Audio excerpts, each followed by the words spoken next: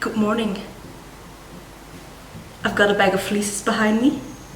It's approximately as long as me and it weighs 30 kilos. I got it from my local farmer. The sheep graze not a kilometer from here, so talking about local. I got it for free, but I promised my farmer that I would make him a hat out of the wool. So let's do that, shall we? My walnut tree has been prematurely giving off its nuts, or well, not really its nuts, but there's a lot of dye stuff there, so let's go and get that and dye some of this wool.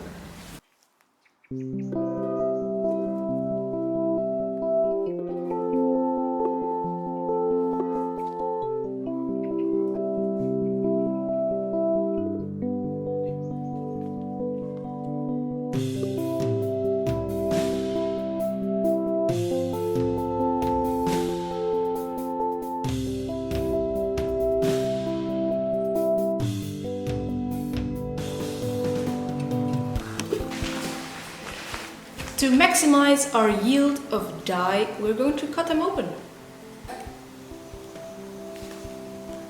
If they want to. As you can see, no nuts.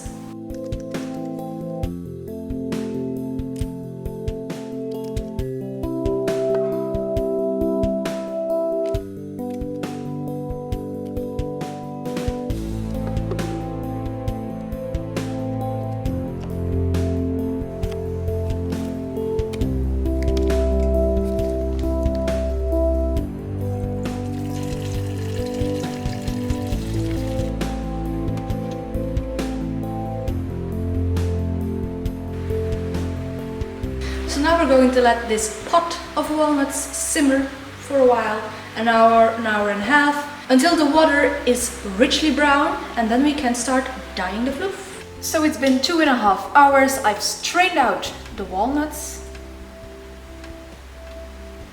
Our dye bath has a really dark color, so now it's time to put the wool in.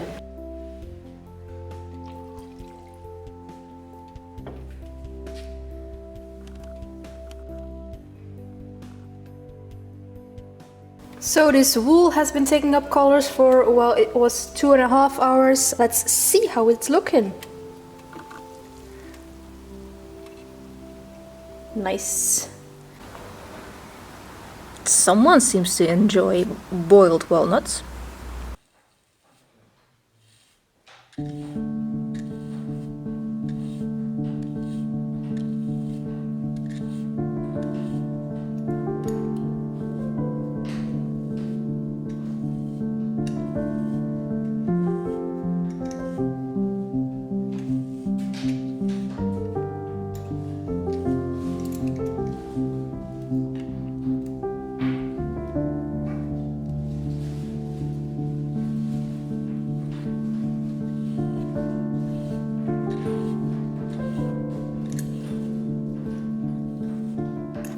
So I guess I must make a small confession here. This project has been on the back burner, and that's not good. So it's October now. I think I started this in July with all the plans to have this hat for my farmer finished when autumn started. So you know, I was combing all of these brown fluffs, but then I realized if I were a farmer and someone made me something with the wool from my sheep, then I kind of wanted it to look like the wool from my sheep. So I'm going to make a colourwork hat. Change of plans, but you know, sometimes adapt, improvise, overcome.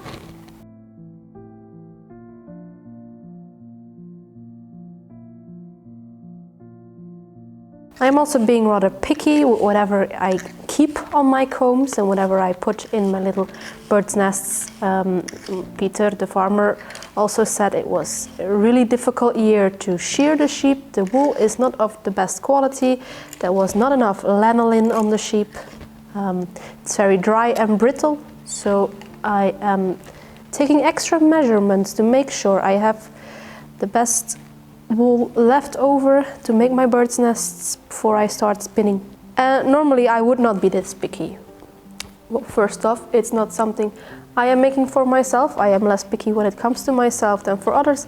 And secondly, I have about 30 kilos left of this wool, so I can be picky this time. I can be picky. I have reasons to be picky. I have enough wool to be picky. But one thing must be said, the wool is a lot cleaner than last year. There's not as much VM. That's nice. Okay, so right now I have approximately 20 brown and 20 white fluffs. Let's start spinning. Me, where's my thumb?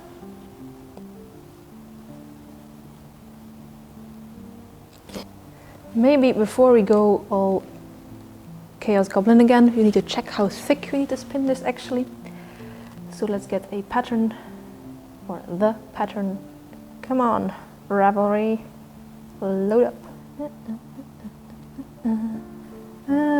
DK, 11 reps per inch. That's approximately my comfort zone, so I can just sit back, relax, kick that treadle. Let's do this.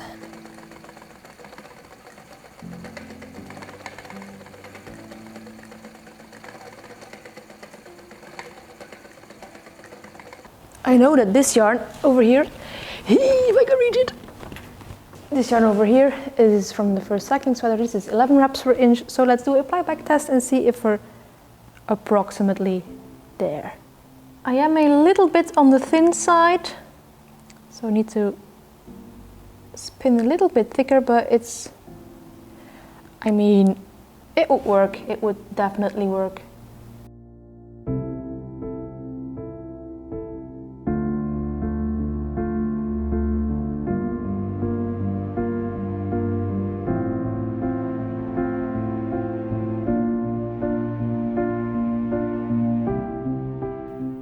Okay friends, it is time for some serious talk. What the hell, Belgium? Did I already mention that farmers here get a maximum of 10 euro cents per kilogram of shorn wool? And that is for pristine white wool. For black or otherwise colored cheap, it's even less. I mentioned in a previous video that during the Middle Ages Flanders was known world famous for its wool and textile industry. Flemish textiles were traded on markets as far as Novgorod. But everything changed when England attacked. I mean, when in the 15th century England developed its own prestigious textile industry. England started raising taxes on the export of their sheep's wool, taxes Flanders could not pay, so they opted instead to import Spanish merino. Well, as they had long since ceased to use the wool of their own native sheep breeds, that is. It wasn't considered luxurious enough. But joke's on them, because the Spanish merino wool was also not luxurious enough. And thus ended our wool industry. For real. In Belgium we count one wool washing company and only a handful of small mills. I couldn't find the specific statistics for Belgium, but our neighbors in the Netherlands, whose fiber arts culture is way more alive than ours, note that 95% of the 1.5 million kilos of wool produced yearly gets thrown away or is incinerated. I repeat, that is 1,425,000 kilos of wool per year that gets thrown away or incinerated. Because, again, our own wool isn't as luxurious as imported merino from, for example, New Zealand. Now back to our own friendly neighborhood farmer who keeps his sheep, as he stated in a recent interview with a local newspaper, because he likes them and to care for the nature reserve he's in charge of. One adult sheep yields about 4 to 5 kilos of wool. So he earns about €0.5 per sheep. I cannot fathom what a complete loss operation keeping sheep is for Belgian farmers. I mean, I too would accept a hand-knit garment as payment. It'll keep you much warmer in the winter than 50 cents, that's for sure. Our wool industry is in shambles, and I wish I could do something about it, because wool is such a beautiful project, a sustainable resource for clothing, insulation, and tons of different products.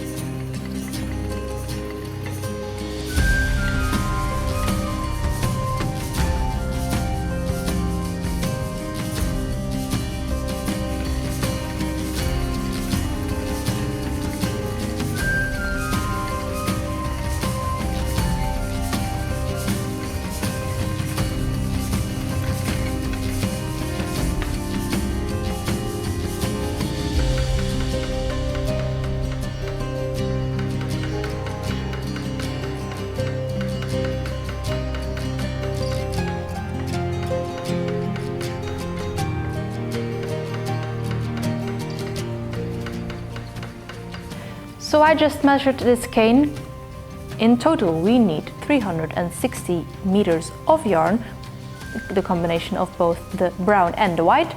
So let's say 180 meters of just white, and this is not even 100 meters. So yeah, let's comb some more fluffs, because this will not get us anywhere near a hat. But on a very positive note, I really like the yarn. It is really beautiful, soft, very squishy, very lofty. It will make, when I have enough, this will make a perfect yarn for a hat.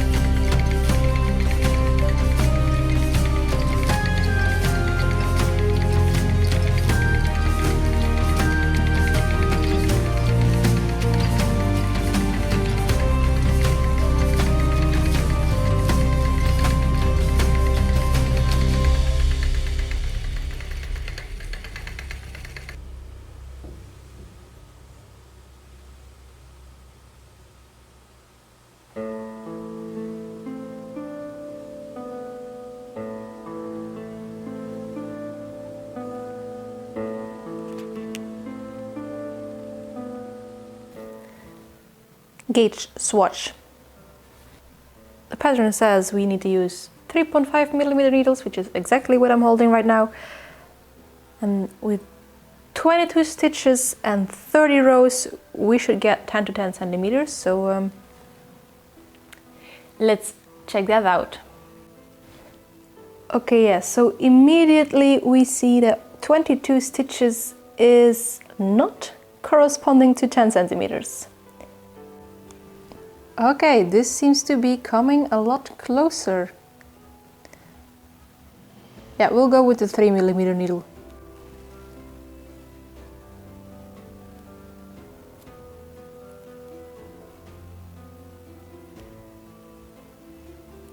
And then I had to frog the entire thing because I was knitting a Mobius loop.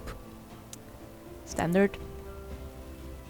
Eventually I will refer back to the 3.5mm needles because the 3mm needles just weren't, I mean, they were very tedious on my hands. It was painful to work with them.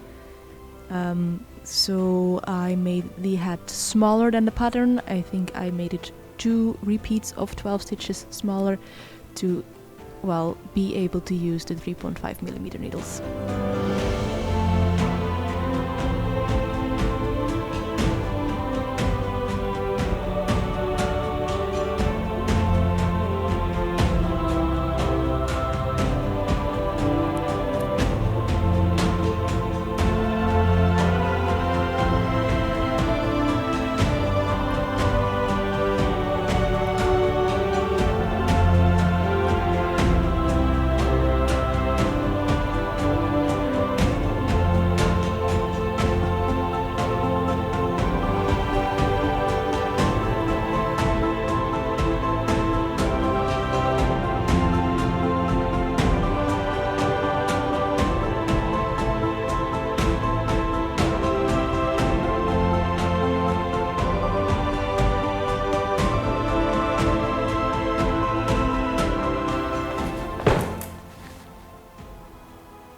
It's done. Here we have our hat for our farmer. Cute fairisle hat. Goes to show, handspun yarn is absolutely fantastic for making fairisle items. Don't let anyone tell you otherwise. About the process, I want to say I am quite happy with the consistency of this yarn because the last couple of months I have been spinning quite thin and I needed quite a thick yarn for this, and going from spinning thin to spinning thick is a challenge. A challenge, that is the least I can say about that. The hat fits me with quite a lot of room. So let's hope it fits our friend the farmer. I will give him a call, tell him his hat is ready, and I'll let you know what he thinks about it. But for now, if you like these kind of fiber shenanigans, then maybe you could like, comment or subscribe. That is all up to you. And as for me, I will see you in a next video. Bye!